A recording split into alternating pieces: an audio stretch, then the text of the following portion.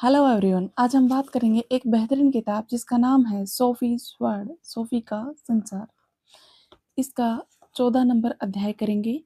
देखते हैं लेखक के विचार। और अध्याय का नाम है दो संस्कृतियां। सुनने में तैरने से परे रहने का एकमात्र रास्ता। हमें मिलने में अब अधिक समय नहीं लगेगा मेरी प्रिय सोफी। मेरा विचार था कि तुम मेजर के कैबिन में वापस लौटोगी, इसलिए मैंने हिडले के पिता के सारे कार्ड्स वहां छोड़ दिए थे। उन्हें तुम तक पहुंचा सकने का यही एकमात्र तरीका था। इसकी चिंता छोड़ो कि हिडले उन्हें कैसे प्राप्त करेगी। 15 जून 15 से पहले बहुत कुछ हो सकता है। हमने देखा है कि किस प्रकार यूनानवादी दार्शनिकों ने पूर्ववर्ती दार्शनिकों के विचारों को पुनः प्रचलित कर दिया। कुछ ने तो अपने पूर्ववर्तियों को धार्मिक पैगंबरों का दर्जा देने का प्रयास किया। प्लास्टिनस ने तो अफलातून को लगभग मानवता का मुक्तिदाता ही घोषित कर दिया।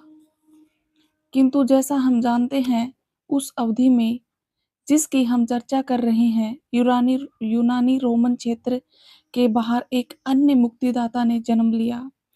मैं नजारत के यीशु की ओर संकेत कर रहा हूँ। इस अध्याय में हम देखेंगे कि ईसाई धर्म किस प्रकार धीरे धीरे यूनानी रोमन जगत के भीतर प्रवेश करता गया, लगभग उसी तरह जैसे हिडले की दुनिया धीरे धीरे हमारी दुनिया में प्रवेश पाती जा रही है। यीशु एक यहूदी था और यहूदी सेमाइट मतलब अरब यहूदी संस्कृति के होते हैं। यूनानी और रोमन लोग इंडो यूरोपीय सभ्यता के होते हैं। यूरोपीय सभ्यता की जड़ें दोनों संस्कृतियों में हैं। किंतु इसके पहले कि हम ईसाई धर्म के यूनानी रोमन संस्कृति पर पड़ने वाले प्रभाव को बराबरी से देखें, हमें इन जड़ों का निरीक्षण करना चाहिए। इज़राइल सोफी, मेरा इरादा तुम्हारे धर्म अध्यापक के प्रतियोगिता करने का बिल्कुल नहीं है, किंतु आओ जल्दी से ईसाई धर्म की यहूदी पृष्ठभूमि का आकलन कर लेते हैं। इस सब की शुरुआत उस समय हुई जब ईश्वर ने दुनिया बनाई। तुम बाइबल के पहले पन्ने पर ही पढ़ सकती हो कि यह काम कैसे हुआ। फिर मानवता ने ईश्वर से विद्रोह शुरू कर दिया।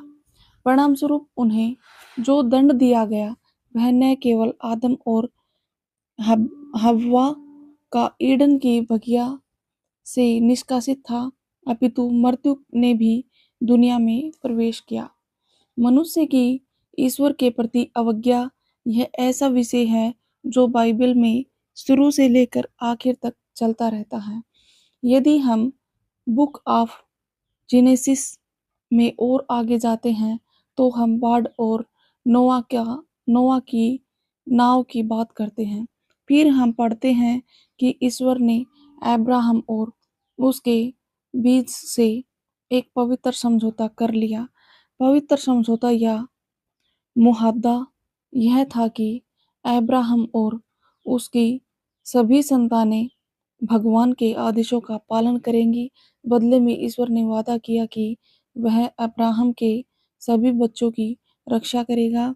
इस पवित्र समझौते का फिर नवीनीकरण इस समय किया गया जब 1200 ईस्वी पूर्व सिनाई पर्वत पर मूसा को 10 आदेश दिए गए। उस समय इस्राएलियों को बड़े लंबे अरसे से मिस्र में दास बनाकर रखा हुआ था, किंतु ईश्वर की सहायता से वे इस्राएल देश में वापस आ गए ईसा के लगभग 1000 ईस्वी पूर्व। और इसलिए किसी भी यूनानी दर्शन शास्त्र जैसी किसी चीज से बहुत बहुत पहले हम इस्राएल के 3 महान राजाओं की बात सुनते हैं। उसमें पहला सौल था, उसके बाद डेविड आया और उसके बाद सोलोमन आया। अब सारे इस्राएलवासी इकट्ठे होकर एक राज्य बन गए और राजा डेविड के काल में खास तौर पर उन्होंने राजनीतिक, सैनिक और सांस्कृतिक भव्यता के युग का अनुभव किया। जब राजाओं को चुना जाता था तो लोग उनका स्निग्धाभिषेक करते थे। इस प्रकार उन्हें मिशाया की उपाधि प्राप्त होती थी, जिसका अर्थ है तैलमर्दित या स्निग्धाभिषिक्त। एक धार्मिक अर्थ में राजा को ईश्वर और उसके लोगों के बीच में बिचौलिया समझा जाता था, और इसी कारण राजा को ईश्वर पुत्र और देश को ईश्वर का राज्य कहा जाता था। किंतु कुछ ही समय बाद इस्राएल की शक्ति क्षीण होती गई और राज्य दो हिस्सों में बट गया, उत्तरी राज्य और दक्षिणी राज्य।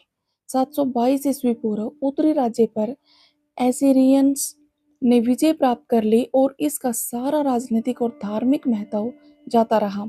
दक्षिणी राज्य का हाल भी कोई बेहतर नहीं था। बेबीलोनियों ने इस पर कब्जा कर लिया, इसका मंदिर नष्ट कर दिया गया और इसके अधिकांश लोगों को दास बनाकर बेबीलोन ले जाया गया। बेबीलोनियों द्वारा यह गिरफ्तारी तक चली। इसके बाद लोगों को वापस यरूशलेम आने की अनुमति दे दी गई और उनका भव्य मंदिर फिर बना दिया गया। किंतु शेष अवधि में ईसा के जन्म से पहले यहूदी लोग विदेशियों के प्रभुत्व में रहते रहे। यह सवाल यहूदी बराबर अपने आप से पूछते रहे कि डेविड का राज्य क्यों नष्ट हुआ और क्यों एक के बाद एक विपदा उन तक आती रही, जबकि ईश्वर ने वादा किया था कि वह इस्राएल को अपने हाथों में रखेगा। किंतु लोगों ने भी वादा किया था कि वे ईश्वर के आदेशों को मानते रहेंगे। धीरे धीरे व्यापक रूप से यह स्वीकार किया जाने लगा कि ईश्वर ने इस्राएल की को अवज्ञा करने का दंड दिया था। लगभग 750 ईस्वी पूर्व अनेक पैगंबर आए गए, जिन्होंने इस्राएलियों द्वारा ईश्वर के आदेशों की अवज्ञा करने और परिणामस्वरूप ईश्वर के को भाजन बनाने के विषय में धर्मोपदेश दिए। उन्होंने कहा, एक दिन ईश्वर इस्राएल पर कयामत का दिन रखेगा। हम इस प्रकार की भविष्यवाणियों को बदकिस्मती या विनाश के दिन की भविष्यवाणी करते हैं। कुछ समय बाद दूसरे पैगंबर आए, जिन्होंने उपदेश दिया कि ईश्वर लोगों में से कुछ खास लोगों को मुक्ति प्रदान करेगा और उनके लिए शांति का राजकुमार या डेविड के वश में किसी राजा को भेजेगा। ईश्वर डेविड के राज्य की पुनः स्थापना कर देगा और फिर लोगों का भविष्य पूर्ण होगा। पैगंबर ईसाइया ने कहा, उन लोगों को जो अंधेरे में चलते रहे हैं एक बड़ा प्रकाश दिखाई देगा, और उन लोगों को जो मृत्यु की परछाई से आच्छादित देश में रहते हैं उन पर एक प्रकाश चमकेगा। हम इस प्रकार की भविष्यवाणियों को त्राण की भविष्यवाणियां कहते हैं। संक्षेप में, राजा डेविड के राज्य में इस्राएल के लोग आनंद में रहते थे, किंतु बाद में जब स्थिति बिगड़ने लगी तो उनके पैगंबरों ने यह घोषणा करनी शुरू कर दी कि डेविड के घर में एक दिन एक नया राजा आएगा। यह मिशाया या ईश्वर पुत्र लोगों को मुक्ति प्रदान करेगा, इस्राएल की महानता पुनः स्थापित करेगा और ईश्वर के साम्राज्य की स्थापना करेगा। यीशु, मैं यह मानकर चलता हूँ कि तुम मुझे ध्यान से सुन रही हो सोफी। कुंजी शब्द है मिशाया, सन ऑफ गॉड, ईश्वर पुत्र, और किंगडम ऑफ गॉड, ईश्वर का साम्राज्य। प्रारंभ में तो इसे राजनीतिक रूप से लिया गया। यीशु के समय में ऐसे बहुत सारे लोग थे जो यह कल्पना करते थे कि एक नया मिशाया राजा डेविड जैसी राजनीतिक, सैनिक और धार्मिक नेतृत्व प्रतिभा लिए अवतरित होगा। इस त्राता को एक राष्ट्रीय मुक्तिदाता के रूप में समझा जा रहा था, जो यहूदियों की उन सारी यातनाओं का अंत कर देगा जो उनको रोमन प्रभुत्व के कारण भुगतनी पड़ी थी। अच्छा ठीक है, किंतु ऐसे भी तो बहुत से व्यक्ति के जो अधिक दूरदर्शी थे, पिछले 200 वर्षों में से ऐसे पैगंबर थे जिन्हें विश्वास था कि जिस मिशाया का वादा किया गया है वह सारी दुनिया का त्राता होगा। वह न केवल इस्राएल वासियों को विदेशी कुशासन से मुक्त कराएगा, अपितु वह सारी मानवता को पाप और दोष से बचा लेगा। हाँ, मृत्यु से भी। त्राज के अर्थ में मुक्ति की लालसा समूची यूनानवादी दुनिया में व्यापक रूप से फैली थी। तो अब नजारत का यीशु आता है। वह ही एकमात्र ऐसा व्यक्ति नहीं है जो आगे आया कि वह ईश्वर द्वारा वादा किया गया मिशाया है। यीशु भी ऐसे शब्दों का जैसे ईश्वर पुत्र, ईश्वर का साम्राज्य और त्राण प्रयोग करता है। ऐसा करने से वह पुराने पैगंबरों की कड़ी के रूप में जुड़ा रहता है। वह सवार होकर यरूशलेम में आता है और लोगों की भीड़ को अपने को तराशा घोषित करने की अनुमति देता है, और इस प्रकार वह सीधे सीधे पुराने राजाओं के सिंहासन आरूढ़ होने के संस्कार को खेलता है। वह समय को लोगों द्वारा तैल मर्दित हो जाने को देता है। समय आ गया है, वह कहता है, और ईश्वर का साम्राज्य आने ही वाला है। किंतु यहाँ एक महत्वपूर्ण बिंदु है। यीशु अपने आप को अन्य मिशाइयों से यह कहकर अलग कर देता है कि वह सैनिक या राजनीतिक विद्रोही नहीं है। उसका जीवनोद्देश्य बहुत बड़ा था। उसने सबके लिए मुक्ति और ईश्वरीय क्षमा का उपदेश दिया।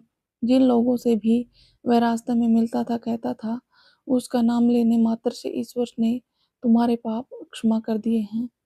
इस तरह से पापों से माफी दिलाने की बात इससे पहले लोगों ने कभी नहीं सुनी थी। और इससे भी खराब बात यह थी कि वह ईश्वर को फादर, पिता और अब्बा कहकर संबोधित करता था।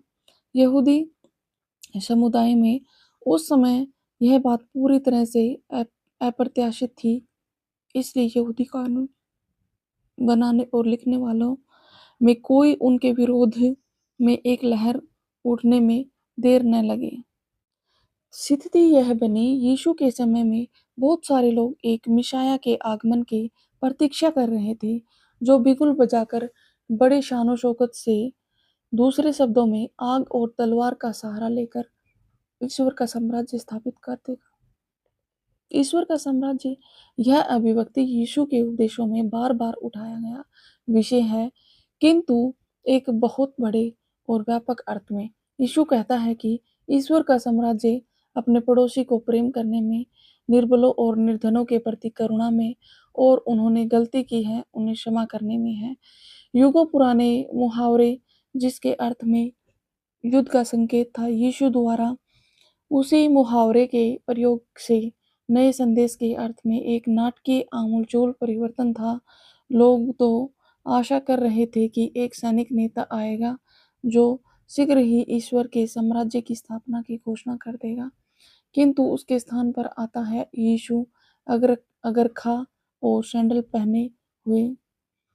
लोगों को बतलाता है कि ईश्वर का साम्राज्य नया पवित्र समझौता यह है कि आप अपने पड़ोसी से वैसा ही प्यार करेंगे जैसा आप समय से करते हैं। किंतु इतना ही नहीं था, सोफी उसने यह भी कहा कि हमें अपने शत्रुओं से प्रेम करना चाहिए। जब वे हम पर चोट करें तो बदले में हमें उन्हें नहीं मारना चाहिए, बल्कि अपना दूसरा गाल भी उनकी तरफ कर देना चाहिए। और हमें क्षमा भी अवश्य में करनी चाहिए, न केवल 7 बार अपितु 7 गुणा 700 बार। यीशु ने समय यह दिखा दिया कि वह कितना ऊंचा आदमी नहीं है, इतना ऊंचा आदमी नहीं है कि वेश्याओं, भ्रष्ट, सूदखोरों या राजनीतिक तोड़फोड़ करने वालों से बात नहीं कर सकता, किंतु वह तो इससे भी आगे गया। उसने कहा कि यह एक बिल्कुल बेकार आदमी जिसने अपने पिता से प्राप्त सारी विरासत को उड़ा दिया हो, या मामूली आम आदमी जिसने सरकारी कोष के पैसों से अपनी जेब भर ली, यदि ईश्वर के सामने पश्चाताप करता है और क्षमा के लिए प्रार्थना करता है तो वह सदाचारी हो जाता है, क्योंकि ईश्वर की दया इतनी महान है। किंतु सुनते जाओ, वह तो इससे भी एक कदम आगे गया। यीशु ने कहा कि ऐसे क्षमा प्रार्थी तो ईश्वर की निगाहों में अधिक सदाचारी हैं और उनके दया के बड़े पात्र हैं, बनिस्बत उन पाखंडियों के जो अपने सद्गुणों की खेखी बखारते फिरते हैं। यीशु ने यह भी साफ किया कि कोई भी ईश्वर की दया को अर्जित नहीं कर सकता। हम समय को त्राण नहीं दे सकते, जैसा कई यूनानी विश्वास करते थे। सरमन ऑन द माउंट पर दिए उपदेश में यीशु ने जिन कठोर नैतिक नियमों की शर्तें सामने रखी, वे न केवल यह सिखाने के लिए थी कि ईश्वर की इच्छा का क्या अर्थ है, अपितु यह दर्शाने के लिए भी थी कि ईश्वर की निगाहों में कोई भी सदाचारी नहीं है। ईश्वर की दया असीम है, किंतु हमें हमें ईश्वर की ओर जाने और यह क्षमा याचना या प्रार्थना करने की आवश्यकता है। यीशु के विशद अध्ययन और उसके उपदेशों के काम को मैं तुम्हारे धर्म अध्यापक पर छोड़ता हूँ। यह उसके लिए अच्छा और काफी काम होगा। मुझे आशा है कि वह यह दिखलाने में सफल होंगे कि यीशु कैसा असाधारण व्यक्ति था। एक बड़े ही चतुर ढंग से उसने अपने समय की भाषा का प्रयोग करते हुए पुराने युद्धवादी शब्दों को पूरी तरह नई और विस्तृत सामग्री प्रदान की। इसमें आश्चर्य की बात नहीं कि उसका अंत सलीब पर हुआ। उसके त्राण संबंधी क्रांतिकारी विचार अनेक निहितार्थों और राजनीतिक कारणों के इतने विपरीत थे कि उसका हटाया जाना जरूरी था। जब हम सुकरात की चर्चा करते थे, तो हमने देखा था कि लोगों को तर्क से अपील करना कितना खतरनाक हो सकता है। यीशु की बात आती है तो हम देखते हैं कि बिना शर्त के भ्रातृत्व प्रेम और बिना शर्त के क्षमा की मांग करना कितना खतरनाक है। हम आज की दुनिया में भी देख सकते हैं कि शांति, प्रेम, निर्धनों के लिए भोजन और राज्य की स्त्रियों के लिए आम माफी जैसी सरल मांगों के सामने आने पर बड़ी से बड़ी शक्तिशाली ताकतें टूट पड़ती हैं, बिखर जाती हैं। तुम याद करो सोफी, अफलातून को इस बात पर किस कदर गुस्सा आता था कि एथेंस में सबसे अधिक सदाचारी आदमी को अपने जीवन से हाथ धोना पड़ा। ईसाई धर्म के उपदेशों के अनुसार यीशु जैसा दूसरा सदाचारी व्यक्ति नहीं हुआ, फिर भी उसे मृत्युदंड दिया गया। ईसाई कहते हैं कि उसने मानवता के लिए अपने प्राण दे दिए। यही वह चीज है जिसे ईसाई लोग यीशु की तीव्र लालसा कहते हैं। यीशु वह दुख सहता सेवक था जिसने सभी मानवों के पाप अपने ऊपर ले लिए ताकि हम प्रायश्चित कर सकें और ईश्वर के क्रोध से बच सकें। पॉल, यीशु के सलीब पर मर जाने और दफनाने के कुछ दिन बाद ये अफवाहें फैली कि वह उठकर कब्र से बाहर आ गया है। इससे उसने यह सिद्ध कर दिया कि वह साधारण आदमी नहीं था, वह वास्तव में ईश्वर का पुत्र था। हम कह सकते हैं कि ईस्टर के दिन सवेरे यीशु के पुनर्जीवित होने की अफवाहों के साथ ही ईसाई चर्च की नींव रखी गई। इस बात को तो पॉल कहते ही सुनिश्चित कर चुका है, पहले ही सुनिश्चित कर चुका है, और यदि क्राइस्ट पुनर्जीवित नहीं होता तो हमारे उपदेश निरर्थक हैं और तुम्हारी आस्था भी निरर्थक है। अब सारी मानवता शरीर के पुनर्जीवन की आशा कर सकती है, क्योंकि हमें बचाने के लिए ही यीशु ने अपना बलिदान कर दिया था। प्रिय शोभी, किंतु याद रखो, यहूदियों के दृष्टिकोण से आत्मा की अमरता या किसी भी प्रकार के आत्मा के पुनर्जन्म का कोई प्रश्न ही नहीं था। यह तो एक यूनानी और इसलिए इंडो यूरोपीय विचार था। ईसाई धर्म के अनुसार आदमी में ऐसा कुछ नहीं है। उदाहरण के लिए, आत्मा जो अपने आप में अमर हो। यद्यपि ईसाई धर्म शरीर के पुनर्जन्म और शाश्वत जीवन में विश्वास करता है, किंतु मृत्यु और श्राप से हमारी रक्षा तो ईश्वरीय चमत्कार से ही हो सकती है। यह हमारे किसी गुण और प्राकृतिक अथवा सहज योग्यता द्वारा संभव नहीं है। इसलिए शुरू में ईसाई लोगों ने ईसा मसीह में आस्था द्वारा त्राण के शुभ सूचना का उपदेश करना प्रारंभ कर दिया। उसकी मध्यस्थता द्वारा ईश्वर का साम्राज्य सच होने जा रहा था। अब क्राइस्ट के नाम पर सारी दुनिया को अपनी ओर किया जा सकता था। क्राइस्ट शब्द हिब्रू शब्द मिशाया का अनुवाद है, जिसका अर्थ है सिक्त होता है। यीशु की मृत्यु के कुछ वर्ष बाद फारिसी पाल धर्म परिवर्तन कर ईसाई बन गया। सारी यूनानी रोमन दुनिया में अपने अनेक धार्मिक लक्ष्य को लेकर की गई यात्राओं द्वारा उसने ईसाई धर्म को विश्वव्यापी धर्म बना दिया।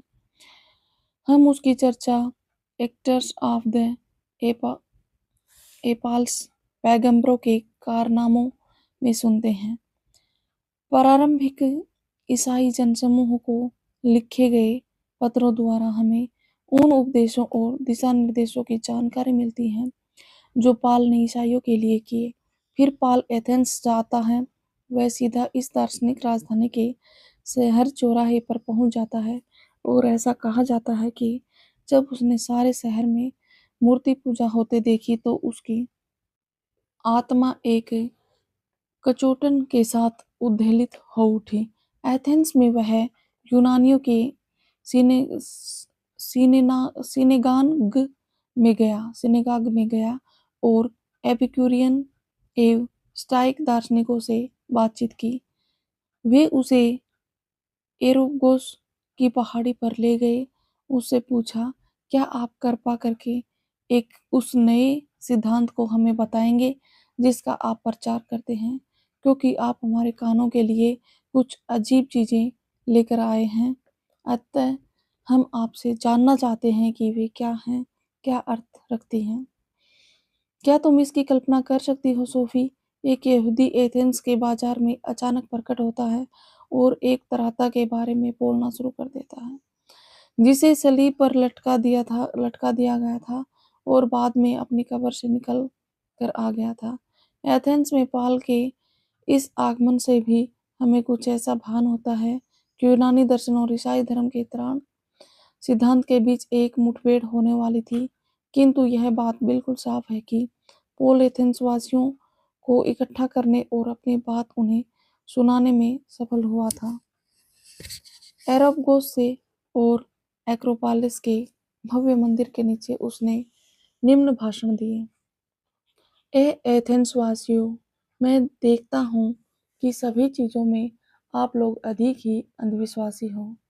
मैं जैसे चलता जा रहा था, आप लोगों की पूजा भक्ति को देख रहा था, तो मैंने एक वेदी पर यह खुदा हुआ देखा, अज्ञात ईश्वर के लिए। अतः अपनी अज्ञानता में आप किसी की पूजा करते हो। मैं आपको उसकी बात बतलाता हूँ। ईश्वर जिसने यह दुनिया और इसके अंदर की सब चीजें बनाई, यह देखते हुए कि वह स्वर्ग और पृथ्वी का स्वामी है, वह उन मंदिरों में नहीं रहता जो हाथ से बनाए जाते हैं, न ही वह मनुष्य के हाथों द्वारा पूजित होता है मानो उसे किसी चीज की जरूरत हो। देखिए, उसने हर चीज को जीवन और श्वास दिया है। उसने सब चीजें दी हैं, बनाई हैं, और उसने मनुष्य के सभी राष्ट्रों को एक ही खून से बनाया है ताकि वे इस धरती पर रह सके। और उसने पहले से ही समय निर्धारित कर दिया है, क्या बस्तियों की सीमाएं निर्धारित कर दी हैं। वह चाहता है लोग अपने स्वामी को ढूंढे। हो सकता है उन्हें उसका भान भान हो, उसे पा जाएं। हालांकि वह हम सब लोगों के बहुत दूर नहीं है, किंतु हम उसी में जीवित रहते हैं, चलते फिरते हैं। उसी में हमारा अस्तित्व है। और जैसे हमारे कुछ कवियों ने कहा है, हम भी उसी की संतान हैं। जैसा उस समय वैसा ही आज भी हम ईश्वर की संतान हैं। इसलिए हमें यह नहीं सोचना चाहिए कि ईश्वर तो किसी सोने या चांदी के या पत्थर में है जिसमें कला द्वारा या आदमी की तरकीब से कोई खुदाई की गई है। एक समय अज्ञान का था जब ईश्वर इन सब की अनदेखी करता था, किंतु अब वह सब आदमियों को सब जगह पश्चाताप करने का आदेश देता है, क्योंकि उसने एक दिन निश्चित कर दिया है। उस दिन वह दुनिया की अच्छाई की परख उस आदमी द्वारा करेगा जिसे उसने इस काम के लिए नियुक्त किया है। उसके द्वारा उसने सारे आदमियों को विश्वास दिलाया है और इसलिए उसे मर्द लोगों के बीच पुनर्जीवित कर दिया है। सोफी, एथेंस में पाल ईसाई धर्म के यूनानी रोमन दुनिया में किसी ऐसी चीज की तरह घुसना शुरू कर दिया था जो बिल्कुल ही अलग थी, जो एपिक्यूरियन, स्टाइक या नव अफलातूनवादी दर्शन से पूरी तरह भिन्न थी। किंतु पॉल फिर भी इस संस्कृति में कुछ समान बिंदु ढूंढ निकालता है। वह इस पर बल देता है कि सभी लोगों में ईश्वर की खोज की भावना समान रूप में मिलती है। यूनानियों के लिए यह नई नहीं थी, किंतु पॉल के उपदेशों में नई बात यह थी कि ईश्वर ने समय को मानवता पर प्रकट कर दिया है और यह वास्तव में लोगों तक आना चाहता है। वह अब दार्शनिक ईश्वर नहीं है जिस तक लोग अपनी समझ द्वारा ही पहुंच सकते थे, न ही वह सोने या चांदी या पत्थर की बनी प्रतिमा है। इस तरह की प्रतिमाएं एक्रोपोलिस में और नीचे बाजार में अनगिनत थी। वह ऐसा ईश्वर नहीं है जो मनुष्य द्वारा बनाए गए मंदिरों में रहता है। वह एक निजी ईश्वर है जो इतिहास की दिशा निर्दिष्ट करता है और मानवता की भलाई में सलीब पर मर जाता है। एक्ट्स ऑफ द एपसल्स में हमने पढ़ा कि जब पॉल ने एरोपगोस से अपना भाषण दिया तो लोगों ने उसकी यह बात की खिल्ली उड़ाई कि मृत यीशु पुनर्जीवित हो गया था। किंतु कुछ अन्य लोगों ने कहा, हम इस विषय पर तुम्हारे विचार एक बार और सुनेंगे। कुछ लोग ऐसे भी थे जिन्होंने पॉल का अनुसरण किया और ईसाई धर्म में विश्वास करने लगे। यह बात नोट करने लायक है कि विश्वास करने वालों में डामारिस नाम की एक स्त्री भी थी। स्त्रियों ने अधिक उत्साहपूर्ण ईसाई धर्म स्वीकार किया। इस प्रकार पॉल अपने मिशनरी क्रियाकलाप करता रहा। यीशु की मृत्यु के कुछ दशक बाद महत्वपूर्ण यूनानी और रोमन शहरों में जैसे एथेंस, रोम, एफेसस आदि कोरिन्थ में ईसाई धर्मानुयायियों के जन समूह स्थापित हो गए थे। 300 से 400 वर्ष की अवधि में सारी यूनानवाद दुनिया ईसाई धर्म छत्र स्वीकार कर चुकी थी। धार्मिक सिद्धांत पॉल का महत्व ईसाई धर्म के लिए केवल मिशनरी के रूप में नहीं है, ईसाई जनसमूह के बीच भी उसका बड़ा प्रभाव था। आध्यात्मिक दिशा निर्देश की आवश्यकता बड़ी आवश्यक थी। ईसा के बाद प्रारंभिक वर्षों में एक महत्वपूर्ण प्रश्न यह था, क्या गैर यहूदी भी बिना यहूदी बने ईसाई बन सकते थे? उदाहरण के लिए, क्या एक यूनानी को खुराक संबंधी नियमों का पालन करना चाहिए? पॉल उन्हें अनावश्यक मानता था। ईसाई धर्म कोई एक यहूदी संप्रदाय होने से कहीं अधिक और भिन्न था। त्राण अथवा मुक्ति के विश्वव्यापी के रूप में इसने सभी को ध्यान में रखा था। ईश्वर और इस्राएल के बीच पुराने पवित्र समझौते का स्थान नए पवित्र समझौते ने ले लिया था, जिसे ईसा ने ईश्वर और मानवता के बीच स्थापित किया था। फिर भी उन दिनों ईसाई धर्म की एकमात्र धर्म नहीं था। हम देख चुके हैं कि किस प्रकार यूनानवाद धर्मों के मिश्रण से प्रभावित हुआ था। अतः चर्च के लिए यह अत्यावश्यक था कि ईसाई सिद्धांत का सुस्पष्ट रूप प्रस्तुत किया जाए। ईसाई धर्म दूसरे धर्मों से अपनी दूरी बनाए रख सके और दूसरे समय ईसाई चर्च में पड़ सकने वाले संभावित दरार को रोक सकें। अतः प्रथम धार्मिक सिद्धांत स्थापित किया गया, जिसमें मुख्य ईसाई सिद्धांतों या विश्वासों का सार दिया गया। एक मुख्य विश्वास यह था कि यीशु ईश्वर और मनुष्य दोनों ही था। वह मात्र अपने कार्यों के आधार पर ही ईश्वर का पुत्र नहीं था, वह स्वयं ईश्वर था, किंतु वह साथ ही एक सच्चा आदमी था जिसने मानव मात्र के सुख दुख झेले थे और यथार्थ में सलीब पर यातना भोगी थी। उपरोक्त में विरोधाभासित प्रतीत हो सकता है, किंतु चर्च का संदेश यही था कि ईश्वर आदमी बन गया, यीशु अर्ध ईश्वर नहीं था।